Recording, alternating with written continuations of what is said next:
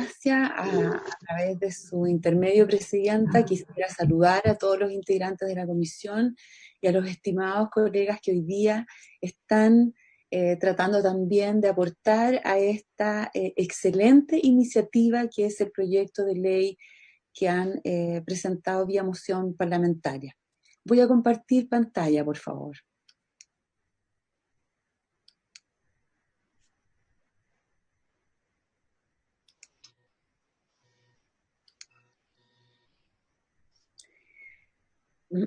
¿Se ve? Sí. Bueno, estas observaciones las hago desde la Universidad de Concepción y siempre sepan ustedes que tendré la mejor disponibilidad, como lo he hecho hasta ahora, para concurrir a todas las veces que se necesita quizás el aporte de la academia y desde la academia de regiones. Este proyecto de ley que me alegra que se esté discutiendo, se da en un contexto complejo con el tema del agua, que obviamente se ha agudizado con el cambio climático y que es una de las vulnerabilidades principales que tiene el país, donde cuesta tomar decisiones, cuesta avanzar, porque no tenemos información con la que trabajar, porque hay una crisis institucional con más de 40 organizaciones y hoy día se está discutiendo si tenemos que transformarnos en una subsecretaría, en una agencia o en un ministerio, con una crisis normativa por tener un código tan atrasado que no es capaz de hacer frente a la falta de agua y a la adaptabilidad ante el cambio climático, y lamentablemente con muchos conflictos sociales derivados de esta falta de agua y de la mala gestión del agua, y con el consiguiente deterioro ambiental también, que es a lo que yo principalmente me dedico, a la protección del medio ambiente. Yo soy una profesora de Derecho Ambiental que hace 7 años me vi un poco forzada a meterme al tema del agua porque me di cuenta que eso estaba realmente repercutiendo en la salud de nuestros ecosistemas. He trabajado en un proyecto que se llama el cómo ambientalizar el derecho de agua, la Constitución, el Código de Agua y los demás reglamentos, y también lo hago como integrante de 3 mesas de científicos que trabajaron para la COP. Yo integré la mesa agua, la mesa océanos y la mesa biodiversidad, porque creo que hay que respetar en el derecho el ciclo hidrológico, y la participación en estas 3 mesas me permitió así, espero, haber contribuido. Creo que este proyecto de ley debiera contar con el apoyo del gobierno. Yo sé que está redactado en términos no tan obligatorios y que tuvo limitaciones en su redacción porque hay muchas normas que debieran ser de iniciativa del gobierno. Yo espero que el gobierno lo apoye, porque de hecho en la mesa política del agua que se conformó en noviembre, en la sesión 9, y marcado con amarillo, se agregó la eficiencia hídrica como un eje transversal a los originales objetivos que tenía la mesa. O sea, hubo un aporte, y uno de esos aportes fueron la protección de los ecosistemas, que me interesa particularmente, y la eficiencia hídrica de la cual trata este proyecto. Se transformó en un eje transversal, el eje número 11, y las autoridades en ese minuto, en el informe que entregaron al presidente de la República, dijeron que iban a trabajar en eficiencia hídrica, pero en estos temas: la clasificación de equipos, tecnologías, maquinaria y la función de su eficiencia hídrica, en políticas de incentivo al uso eficiente del recurso, política de incentivo, un premio, no solo el garrote, sino que ahora un premio al incentivo al uso eficiente del recurso, incluyendo incluso que discutamos el tema de las tarifas. Y los otros puntos se relacionan bastante con este proyecto de ley, porque el informe de la Mesa del Agua dice que va a trabajar en la medición de las mejoras de eficiencia en el uso del agua,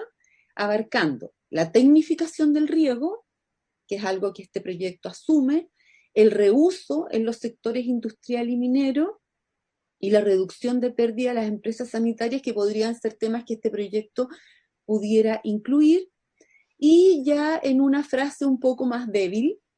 el informe señala que se va a trabajar en la adopción de herramientas como la huella azul y la huella verde por regiones y por sectores, que es algo que han recomendado también otros especialistas que han venido acá a conversar, declarando que pueden ser útiles. O sea, no hay una decisión todavía de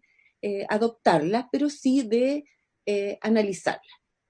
Las ideas básicas del proyecto de ley, a mi juicio, son 6. Yo me quiero referir a las 2 últimas que tienen que ver con la agricultura. Las 4 primero que quiero exponer, que no coinciden con el orden del proyecto, es que el proyecto ofrece ciertos instrumentos para la eficiencia hídrica y son, por ejemplo, que los consumidores podríamos pedir a la Agencia de Sostenibilidad que trabaje en indicadores, en certificaciones de eficiencia y huella de agua para artefactos, productos y un sector importante, el sector de la construcción. Yo prefiero hablar de la construcción porque en realidad el permiso se llama permiso de edificación, pero es para todo tipo de construcciones, y esto va a significar hablar también con la ley de urbanismo y la ordenanza general. En un segundo lugar tenemos los sellos para productos agrícolas, forestales y de la minería, que recién han sido comentados por el profesor Pizarro, que podría ampliarse, donde también se deberían trabajar por la agencia o por otro organismo, como sea, por ejemplo, recomendado por el Consejo Minero, en indicadores, estándares, certificaciones de eficiencia y la huella hídrica, para que ellos trabajen con sellos. Entonces aquí también habría que preguntarse cuál es el incentivo a que estos sectores avancen a estos sellos o certificaciones internacionales. Luego tenemos un tercer instrumento que es general, que es el que todos los sectores que entren, todos los proyectos que entren al sistema de evaluación de impacto ambiental, todos, pero solo aquellos que deban hacerlo por un estudio de impacto ambiental, y aquí también se ha recomendado ya ampliarlo también a las declaraciones de impacto ambiental, deban abordar aspectos que al día de hoy el CIA no aborda, que es o la huella del agua, o límites de consumo, o metas de eficiencia. Hay algunos proyectos que han, por ejemplo, proyectos mineros, hay algunos que en el sistema de evaluación de impacto ambiental han tenido que trabajar en estos temas. Y también hay otros especialistas que han dicho que, como en el CIA lo que se trata es de evaluar impactos ambientales, quizás no sería adecuado trabajar en exigir estas 3 cosas, que todos los proyectos de cualquier región eh, presenten en la evaluación ambiental la huella del agua, o los límites en el consumo, o sus metas de eficiencia, pero se podría trabajar con el CIA en cuál sería lo más adecuado para que se trabaje en todos los proyectos en alguno de estos índices. Y también, como decía el profesor Pizarro, se establece una herramienta, un instrumento para los sistemas de captación y almacenamiento de aguas lluvia, que serían exigidos a industrias o instalaciones que tengan más de 5.000 metros cuadrados, y que en algún momento se habló de pedir incluso en el sistema de evaluación de impacto ambiental, pero creo que también se puede pedir no necesariamente en el sistema de evaluación de impacto ambiental. Es importante que esas aguas no tengan contacto con algo que las pueda contaminar, o que si se ven afectadas cumplan con la norma de riego, si es para utilizarse en normas de riego, o en un sistema en el mismo proceso, por ejemplo, a través de procedimientos, procesos industriales cerrados con recirculación, para así evitar la descarga entonces al alcantarillado. Y ahora me quiero referir a los 2 otros aspectos que plantea el proyecto y que tienen que ver con el mundo de la agricultura. Estos 2 temas son básicamente 2. Uno, establecer ciertas obligaciones para los beneficiarios de la ley 18.450, con algunas excepciones que también el proyecto considera y que tiene que ver con aquellos usuarios de esta ley que son más pequeños. Y el complejo tema del ingreso de la agricultura al sistema de evaluación de impacto ambiental, y que ha sido el tema menos comentado dentro de todos los invitados que han sido recibidos por esta comisión. Por eso me quise enfocar más bien en estos temas y en el mundo de la agricultura. ¿Por qué? Porque el mundo de la agricultura en Chile es bien particular. Es un mundo muy importante que se asocia al nacimiento de este país, al desarrollo que ha tenido en todos estos años. Somos un país agricultor que da trabajo, que existe en muchas regiones del país y que además se proyecta, no sé si tan justificadamente con el tema del agua, en una potencia agroalimentaria, así lo dijo el presidente de la República. En materia de disponibilidad de agua, la agricultura es, todos lo sabemos, su mayor usuario. Y ya hay pequeños agricultores, medianos y grandes agricultores. También sabemos que la gobernanza del Código de Aguas, que es una gobernanza bien particular, establece un sistema de autogestión privada, en que el Estado poco tiene que intervenir. Por lo tanto, son los usuarios, o los llamados poderosos, los que deciden y gestionan el agua en el país.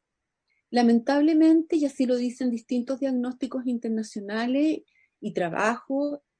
centros de investigación, las organizaciones de usuarios no tienen competencias ambientales. Entonces, ellas no cuidan mucho el recurso agua porque no tienen obligaciones impuestas para hacerlo. Tampoco mide mucho la cantidad de agua y menos calidad, a pesar de que con la reforma de la ley de enero del 2018 ahora van a estar obligados a hacerlo. Se ha empezado por regiones y esperemos que pronto sigamos avanzando en que los usuarios midan, porque tenemos que saber cuánta agua tenemos y en qué calidad está esta agua. Pero también los diagnósticos determinan que el cambio de uso de suelo agrícola ha afectado a ecosistemas valiosísimos, y tenemos en el último tiempo varias denuncias por el cambio de uso de suelo, especialmente a nuestros pocos bosques esclerófilos en el país. Por otro lado, tenemos un sector que es muy apoyado por el Estado, por las razones que ya les dije. Somos un país agricultor y que hay mucho trabajo, etcétera, pero es un proyecto que a veces otros sectores, como el minero, dicen: mira, la agricultura es totalmente desregulada, ellos no tienen que entrar al sistema de evaluación de impacto ambiental, el Estado les construye embalses, le hace programas para regularizar los derechos de agua, y esto no es menor, porque si bien necesitamos que ellos regularicen sus derechos de agua para saber cuánta agua está otorgada, y son cientos los agricultores que están financiados con recursos públicos para regularizar sus derechos y que luego puedan avanzar a las organizaciones de usuarios, sepan que estas regularizaciones de derechos no respetan el caudal mínimo ecológico, y que hay diagnósticos internacionales que dicen del abuso que se está dando al procedimiento de regulación del artículo segundo transitorio. Por lo demás, y aquí me voy a referir un poco más detalle, es una actividad fuertemente subsidiada con el recurso de todos los chilenos, ya sea en el uso de agroquímicos, en todos los proyectos de la Comisión Nacional de Riego, que tiene que ver básicamente con riego, pero también con ahora embalses y con recarga de acuíferos, y que existen diagnósticos internacionales claros acerca de que en el sector agrícola hay un problema de calidad de agua, de contaminación, principalmente difusa. Muchos de sus canales están contaminados, y esos canales se quieren hoy día utilizar incluso para la recarga de acuíferos. El Banco Mundial en el año 2011 y 2013 nos dijo, como uno de los 9 vacíos de nuestra legislación, entre otros vacíos, la gestión integrada de cuenca, que todos los especialistas que aquí han venido a hablar han dicho es absolutamente necesaria, la visión de la cuenca, el manejo integrado de la cuenca. Bueno, en Chile, otro de los 9 vacíos es que no está regulada la contaminación difusa agrícola y forestal con nutrientes y pesticidas. La contaminación estaría por el uso de químicos, pero también por el riego, que a veces se hace con agua servida o con aguas que no cumplen con todas las condiciones de la norma de riego, y también porque hay muchos canales que están contaminados y que trasladan agua contaminada a los riegos, o que si los canales no están, no sé, pavimentados, voy a decir una palabra, cubiertos, se traslada la contaminación a las aguas subterráneas, junto con recargar los acuíferos, que a veces, por cierto, es muy bueno. De hecho, en el informe de la OCDE, que es un informe que tanto miramos por este afán de querer ser país desarrollado, el informe del 2016 nos dice que nosotros estamos tomando decisiones sin información y con incentivos perversos. Y esto es muy importante. Nos dice el Banco Mundial, por una parte, que nunca se han estudiado los efectos de los subsidios que Chile está entregando en tecnificación del riego sobre la recarga y la contaminación de los acuíferos, y que tampoco la normativa considera incentivos verdes. Y estamos concentrados en los incentivos que la OCDE llamó perversos. El incentivo del decreto ley 701, el incentivo perverso de la patente por no uso y el incentivo al riego tecnificado y al uso de agroquímicos. Ahora, esto que está relacionado, los incentivos perversos del riego tecnificado y que está relacionado a la ley 18.450, se va a mantener. Ya está la Estrategia Nacional de Recursos Hídricos, está en la mesa del agua política, están los discursos, en la cuenta presidencial y en los llamados a concurso de este año, del 2020. Está nuevamente llamado a invertir subsidios, a incentivar estas actividades que han sido cuestionadas desde diagnósticos internacionales. Ahora, esta ley tiene fecha de caducidad, el próximo año. Van a tener que discutir en el Congreso Nacional si esta ley continúa, y si esta ley continúa, quizá es el momento, ¿no es cierto?, de hacerla más eficiente, como se quiere en este proyecto, y de ambientalizarla, como es la propuesta que haremos en su momento, ojalá, si nos invitan a la discusión de la prórroga de esa ley. Y estos diagnósticos internacionales coinciden con los de la mesa del agua en la que yo trabajé, en la mesa COP, que dice que es difícil tomar decisiones sin información, que falta manejo integrado de cuenca y que cuestiona la política nacional que hemos tenido en embalses y en riego. Por ejemplo, en las recomendaciones en materia de infraestructura, 156 científicos que trabajamos en la mesa del agua, recomendamos revisar la política de incentivo al riego, no concentrarnos solo en la eficiencia, sino los efectos que esto está causando en cada cuenca. En las recomendaciones en relación a la calidad del agua, la Mesa del Agua recomienda avanzar en la contaminación difusa que provoca la agricultura, pero hacer mejoras ambientales al sistema de riego tecnificado para los productos agrícolas. Y finalmente, la mesa de adaptación se hace presente todos los problemas que los cambios de uso de suelo, es decir, el aumento de la superficie agrícola que se logra vía ley 18.450, está ocasionando con la pérdida de nuestra biodiversidad, y que esto debiera ser mejor analizado. Ahora, también me pueden decir que la ley 18.450 tiene un componente ambiental, porque yo les estoy diciendo avancemos en la ambientalización de esa ley, pero es letra muerta. El artículo cuarto, el artículo de la ley dice que objetivamente la comisión, al otorgar las bonificaciones de la ley de riego, va a considerar objetivos ambientales que eviten la degradación del suelo y el daño ambiental, pero si uno revisa en realidad esta ley que vamos a tener que discutir, que van a tener que ustedes discutir el 2021, porque se va a tener que discutir si se prorroga o no, es una ley que en su corazón tiene el que las bonificaciones se entregan para aumentar el área de riego. Y si bien también con letra azul yo les pongo que se tiene como objetivo avanzar en la eficiencia, y por eso que había un profesor que decía, mire, la ley 18.450 ya es una ley que trata de la eficiencia, y este es un proyecto de ley que nuevamente habla de la eficiencia de las bonificaciones, y van a tener que conversar. Yo puedo decir que quizás son pocos los avances que se han hecho en eficiencia hídrica sustentable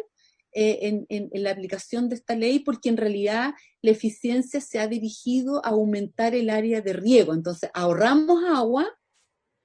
estamos subsidiando que se ahorre agua, pero esa agua es para aumentar la superficie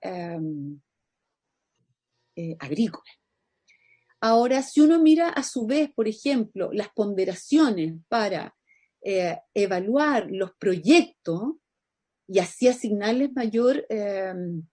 puntaje, no se ve la eficiencia, no se ve la sustentabilidad y se ve el costo de ejecución del proyecto, cuánta superficie tú estás aumentando de tierras cultivables, el costo total del proyecto, y cuando uno ve en el artículo 5, la ponderación en realidad recibe más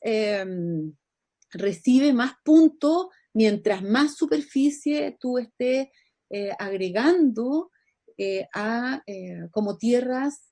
agrícolas. Si uno revisa una ponencia que hace poquitos días dio la Comisión Nacional de Riego, los concursos 2020 van a que la ley 18.450 avance en aumentar el porcentaje se va a dar más plata, más dinero para el riego tecnificado. El 2019 se trabajó en 18.000 hectáreas tecnificadas, pero ahora también se va a agregar para concursos para embalses pequeñitos, y un programa nacional de recarga de acuíferos que ayer el profesor Arumí me contaba, con el cual yo trabajo en la Universidad de Concepción en recarga de acuíferos, que no ha resultado mucho por en realidad la falta de información sobre la calidad de las aguas a recargar, los trámites que hay que hacer, etc. Este proyecto de ley entonces, y ahora ya nos vamos derechamente a lo que propone para la ley 18.450, propone 4 obligaciones, 4 garrotes para los beneficiarios de la ley 18.450, en el sentido de que si nos vamos a beneficiar con los subsidios de esta ley, hay que cumplir con ciertas obligaciones dirigidas a realmente avanzar hacia la eficiencia hídrica, como que tú hagas un informe anual a la DGA sobre tus consumos de agua y si ves oportunidades de eficiencia para el otro año, que implementes un sistema de gestión y eficiencia del uso de agua, que seguramente también lo va a terminar financiando la CNR, como en algunos casos ya lo hace, que cada 2 años te sometas a una auditoría externa acerca de tu eficiencia hídrica y de la huella hídrica. Y aquí lo más complejo es que si te viste beneficiado con una bonificación del Estado y ahorraste agua, eso no se utilice para aumentar la superficie de tierras cultivables, sino que no que no toda vaya para ello, sino que haya un retorno, una devolución de al menos un 25% a la fuente de agua. Y esto quizá es el tema más complicado. Hay otros expertos que han dicho, ¿por qué 25 y por qué no 50? ¿Ah? ¿Por qué más? Pero el punto es la vía de cómo hacerlo. El director general de Aguas dijo en una sesión pasada, bueno, habrá que pedirles que ellos renuncien a los derechos de agua, que los devuelvan en esta parte. Y esto puede ser un poquito complejo porque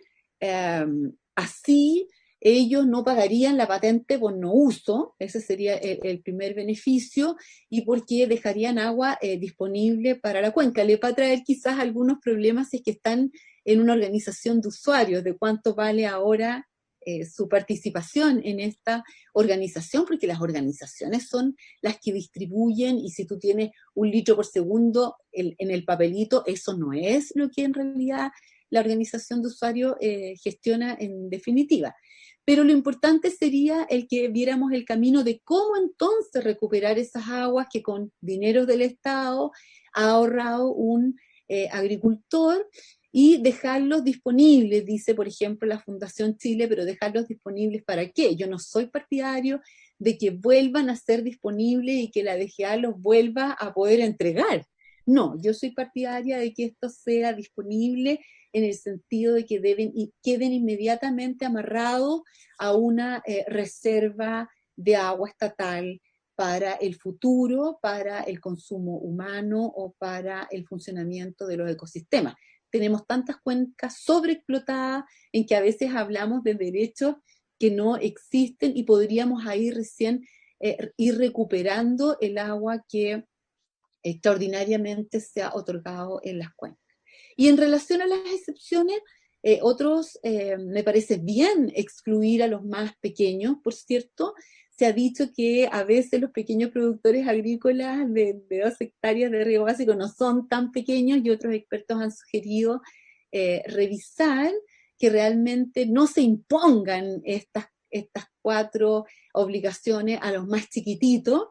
Y a mí me gustaría proponer que también se incluya como beneficiado a la agricultura orgánica, ecológica o biológica de la ley 20.089, en que ella, para obtener su sello, sí tiene que acreditar ante la certificadora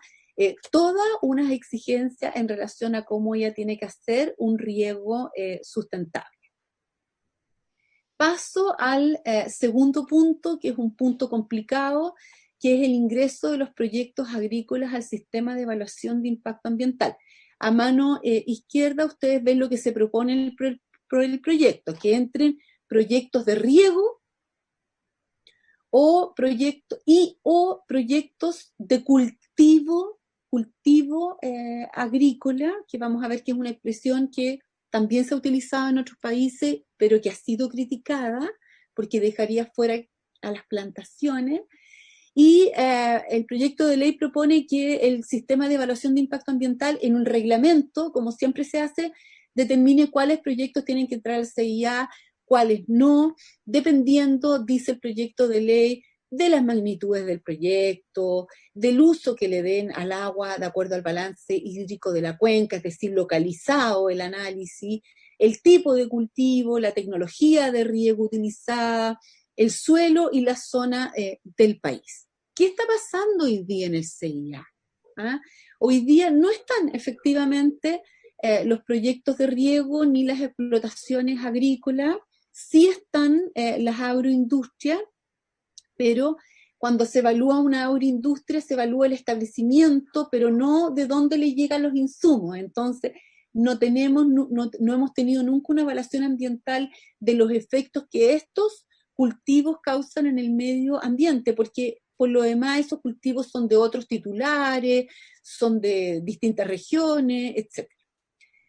Sí está, y voy a incluir aquí un poco en concordancia con el profesor Pizarro, que sí están también, por ejemplo, la ganadería, la crianza, lechería y engorda de vacunos, ovejas, porcinos, de grandes dimensiones, y eso nos ha traído muchos problemas en el sistema de evaluación de impacto ambiental, muchos problemas en su evaluación, principalmente porque, y esto mismo puede ocurrir con los proyectos agrícolas, son sistemas desregulados. Y el sistema de evaluación de impacto ambiental funciona con que si el proyecto cumple o no con la normativa vigente, si cumple con la norma de emisión de las descargas al río, si cumple con la norma de emisión de las emisiones al aire. Y entonces en el sistema de evaluación de impacto ambiental nos hemos dado cuenta que hay ciertas actividades, por ejemplo, cuando ellos tienen que tener cultivos para alimentar sus animales, que no hay mucha regulación, menos aún para la aplicación de los purines a los terrenos. Hay soluciones distintas dependiendo de las regiones. Esto se hace en base a las facultades discrecionales, algunos manuales o guías, del SAC, que no son vinculantes, son manuales de buenas prácticas agrícolas. Entonces, cuando hay proyectos que son muy desregulados, esto es quizás un problema en el CIA, pero a la vez el CIA es la gran oportunidad en Chile, que cuando algo es desregulado se puede avanzar vía criterios regionales, porque las comisiones regionales pueden tener criterios regionales para los proyectos de inversión, ya lo hemos hecho, por ejemplo, con los proyectos de relleno sanitarios cuando antes no había reglamento, y la dirección ejecutiva del SEA puede trabajar también con guías para determinados tipos de proyectos. Y finalmente está también la fumigación aérea de químicos ante plagas, qué sé yo, pero que nunca no hay nunca entrado un proyecto al sistema de evaluación de impacto ambiental, porque el límite que se puso, que esto tiene que afectar a más de 1000 hectáreas, es un límite que no se cumple y por lo tanto esto es letra muerta. Así que también nos tenemos que preocupar de que los numeritos que le pongamos al ingreso al CEA de los proyectos agrícolas, si es que esta postura avanza en definitiva, no quede tampoco en letra muerta.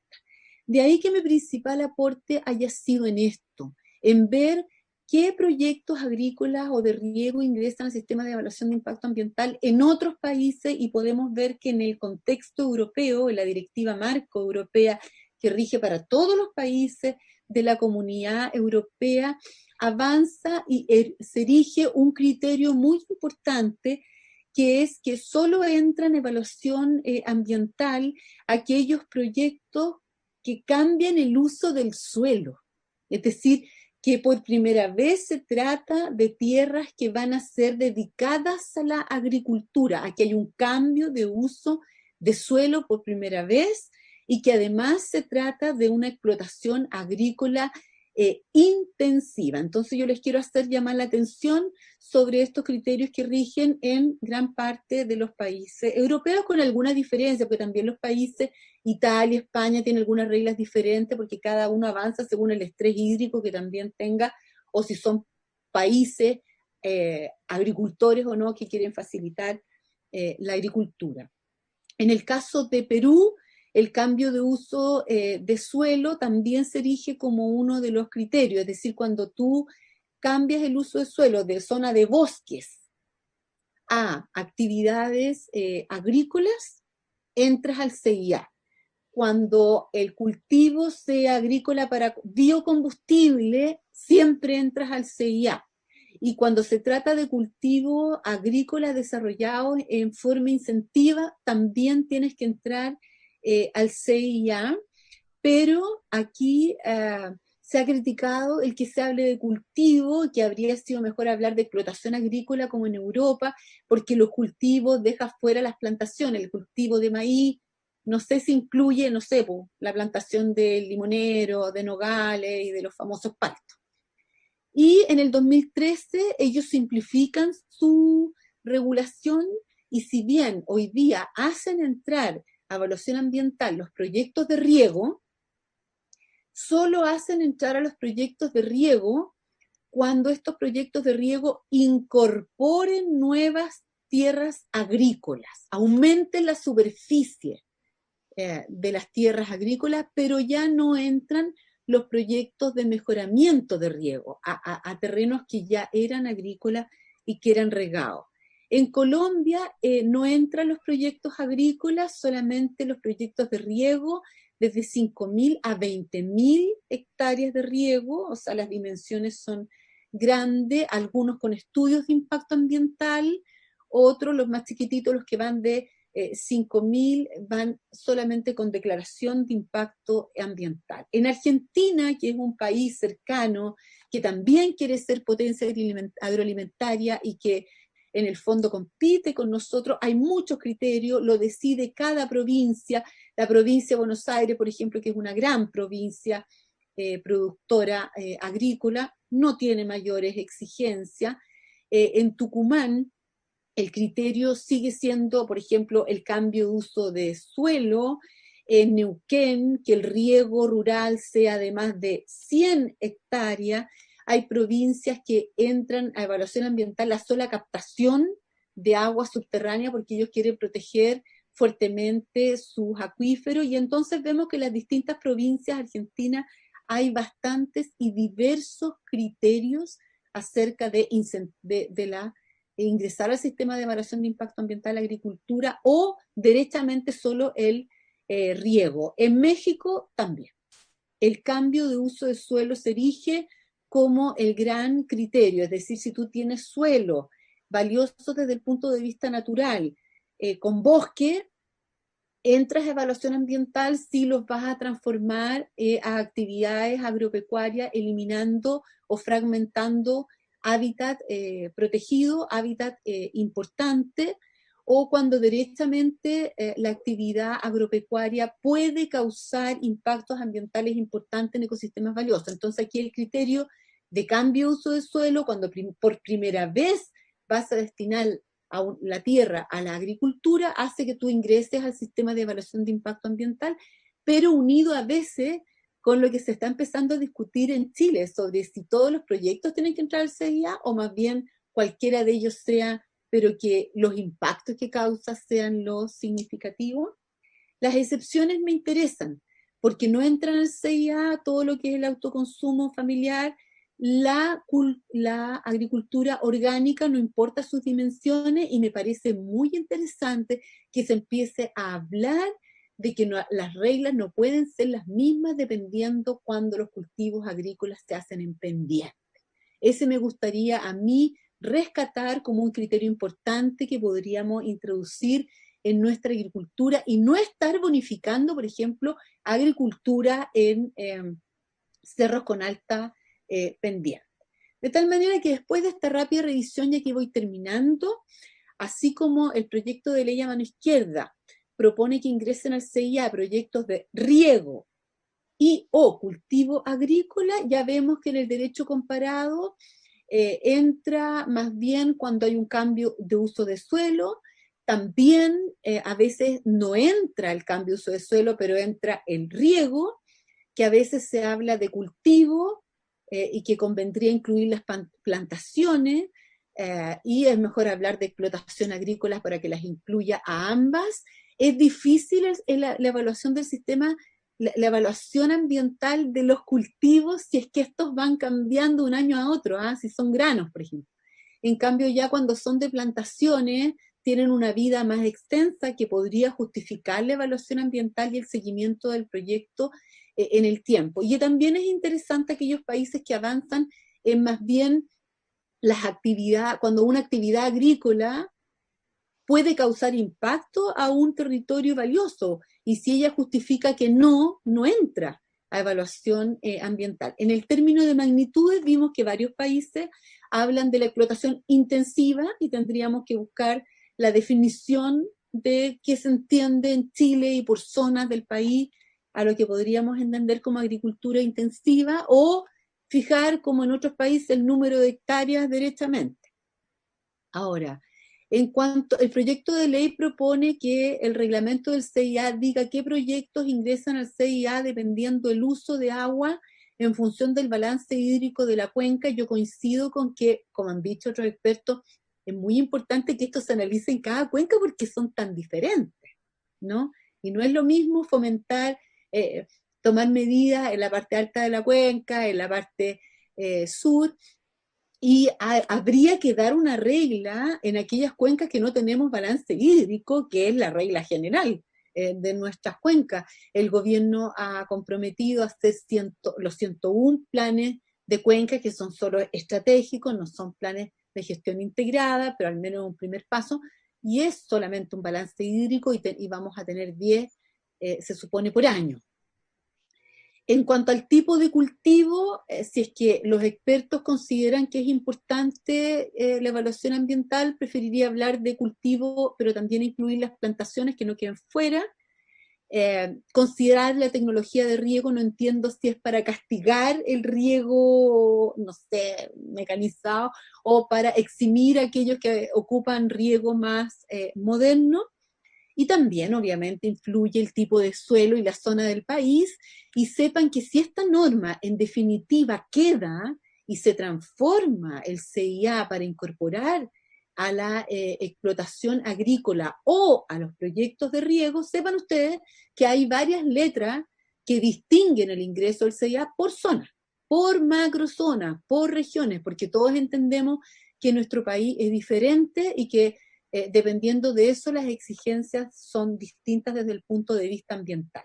Termino entonces felicitando en general esta iniciativa. Es un gran tema, es una gran oportunidad, debería ampliarse a otras actividades, el gobierno debiera apoyar porque lo subió como un eje transversal en la mesa del agua, aporta además en información, que es el paso uno, igual aporta en información, que es el paso uno que nos decía el experto de Israel que tenemos que manejar y que esto contribuiría. Y creo que para mejorar algunos aspectos terminológicos que otros expertos han hecho sobre qué es huella hídrica, eficiencia, que hay tanta certificación internacional, existe nomenclatura a la que podemos adherirnos y experiencia en Chile, sobre todo con la Fundación Chile y experiencia nacional de varios sectores que ya están avanzando en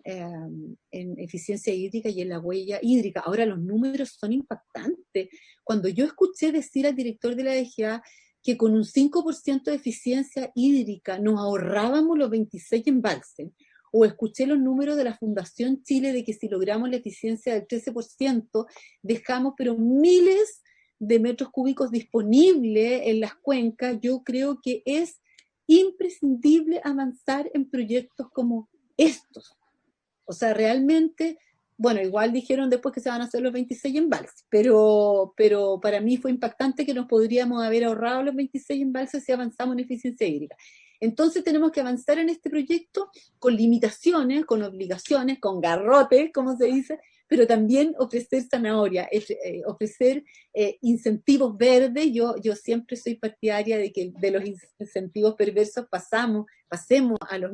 incentivos de sostenibilidad. Y si vamos a mantener la ley 18.450, que es una ley que sobre todo en los últimos años se ha enfocado en los pequeñísimos agricultores o en las obras medianas y que realmente ha sido un aporte para el país, yo pienso que si se ha de mantener esa ley, ha de mantenerse para los chicos,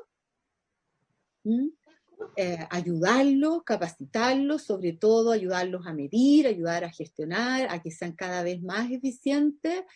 y ambientalizar esta ley, que es lo que estaría pendiente, ambientalizarla y que realmente se dé puntaje a las actividades sustentables que postulen. Les sugiero revisar las excepciones y realmente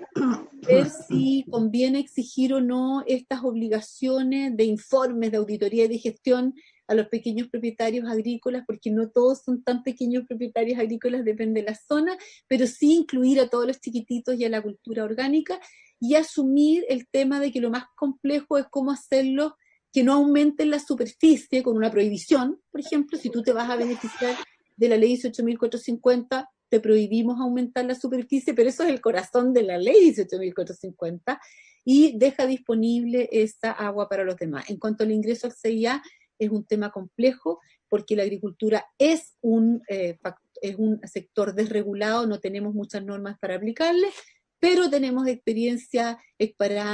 comparada que revisar, no se tendría que quedar muerta y todo sería más fácil, por cierto, si tuviéramos planificación de la cuenca. Muchísimas gracias.